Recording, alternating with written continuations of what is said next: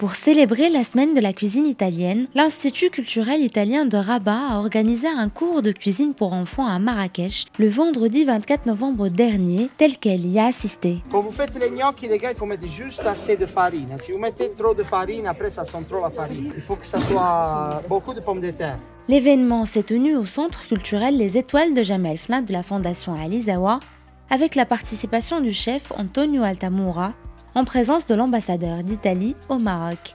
Chaque année, on a la semaine de la cuisine italienne dans le monde. Alors, on a pensé d'avoir toute une série d'initiatives ici au Maroc, à Rabat, à Casa, à Marrakech.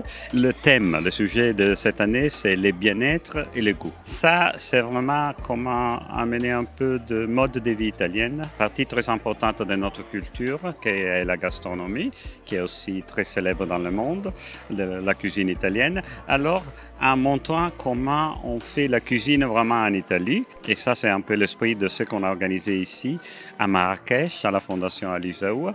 On veut montrer aussi aux enfants une certaine façon de goût italienne, une certaine manualité, un certain rapport qui est typique de la culture italienne. La cuisine italienne est étroitement liée au territoire et au rapport entre l'homme, le territoire, et le rapport entre l'homme et la nature. Je trouve que dans une époque dans laquelle la soutenabilité, l'économie circulaire, tout ce qui est lié au territoire et à l'environnement, on trouve que la cuisine italienne et le rapport que nous on a créé avec notre gastronomie, c'est l'une des clés ou l'une des atouts aussi pour le futur. J'ai adoré l'idée depuis le début, quand ils m'ont proposé ça. Et là, avoir les enfants tous autour de moi, cuisiner ensemble, toucher les pâtes, c'était quelque chose vraiment qui ça m'a touché.